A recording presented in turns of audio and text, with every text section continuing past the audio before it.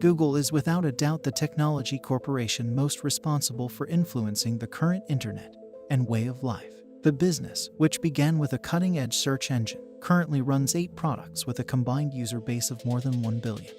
Many of those people make use of Google tools to communicate, do business, consume information, and navigate the infinitely large internet. Hi, welcome to this channel. Please kindly like and subscribe to this channel. Also do stay through to the end. We've got a very interesting story on the history and invention of Google. It's an untold story. Larry Page and Sergey Brin started Google in January 1996 as a research endeavor while enrolled as PhD candidates at Stanford University in California.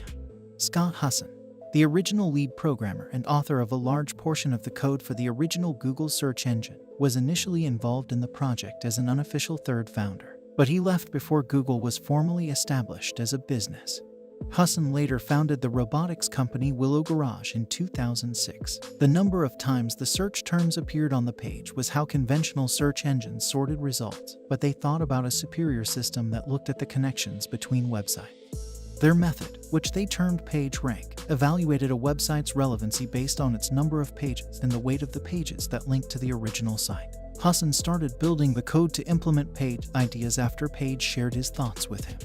By January 1996, the two had started working together to create Backrub, a program for a search engine named after its capacity to perform backlink research. A widely read research article with the title "The Anatomy of a Large-Scale Hypertextual Web Search Engine" was produced as a result of the study. This search engine was distinctive in that it made use of a tool called PageRank, which assessed a website's significance by looking at how many pages link back to the original one and how important those pages are. At that time, the frequency with which a search phrase occurred on a web page determined how search engines sorted results.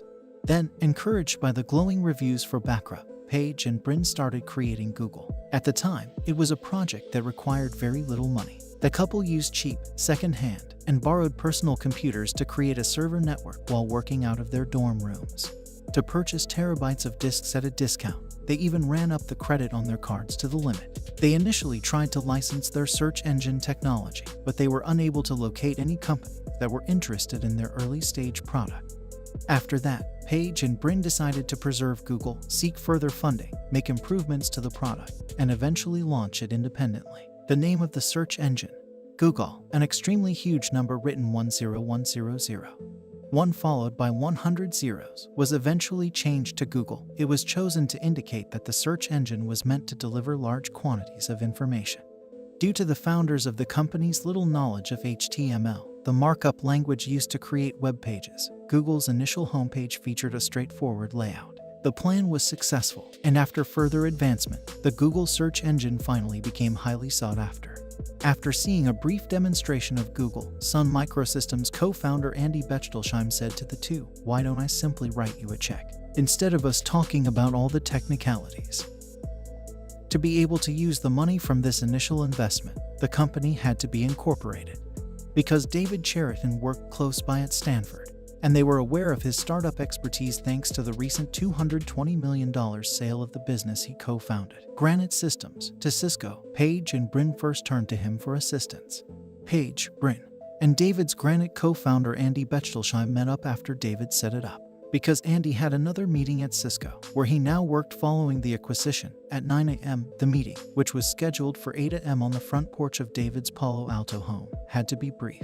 Andy looked at a website demo for a moment, decided he liked what he saw, and then returned to his car to get the check. Later, David Cheriton contributed $250,000 to the venture.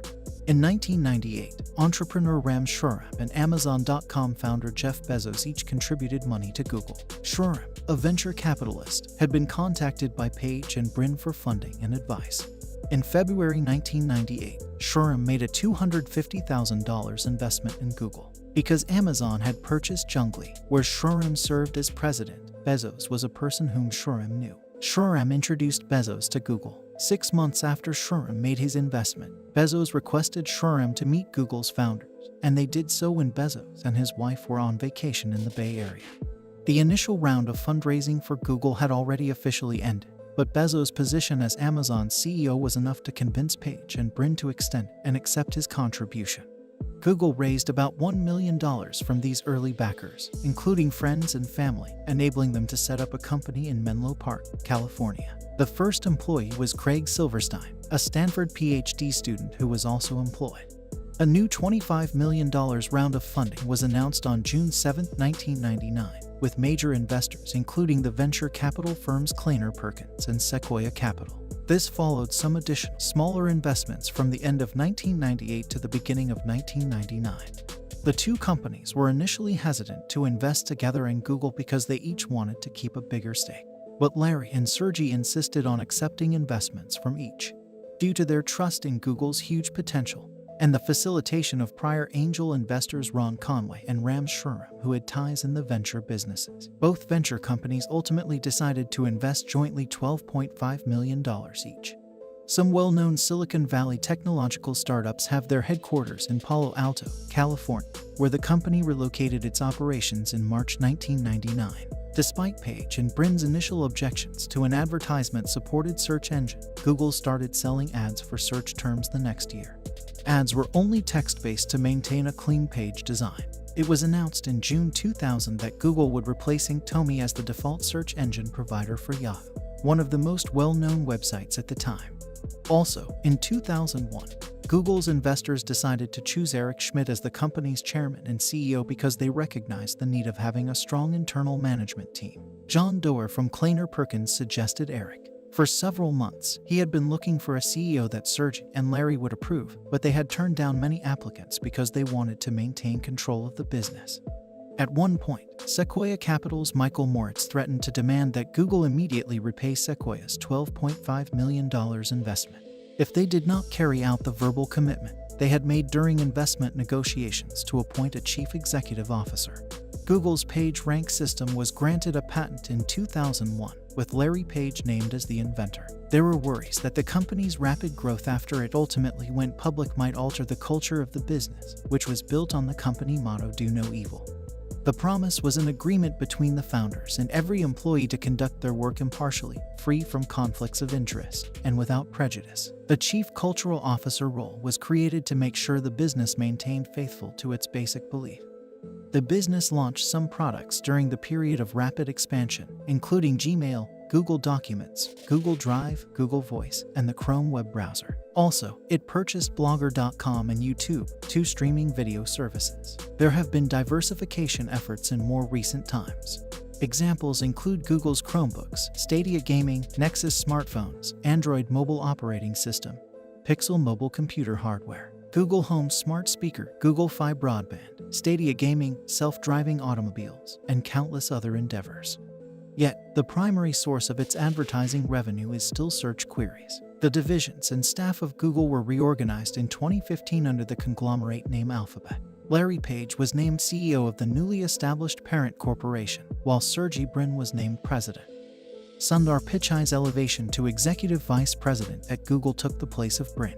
Google and its affiliates regularly rank among the top 10 most valuable and important businesses worldwide. The Google we know today is the result of all the goods and services Google had over the years, either created or bought. The company has consistently made the greatest and most intelligent acquisitions in fields in which it lacked specialized knowledge but yet had strong ties to its main business of recruiting. Google subscribes to the adage, if you can't create it, buy it. There you have it. Thank you for staying through to the end. Also, don't forget to subscribe and like the video. You can leave your comments for us too in the comments section below. We'd love to hear from you. Till we see in the next video, stay cool.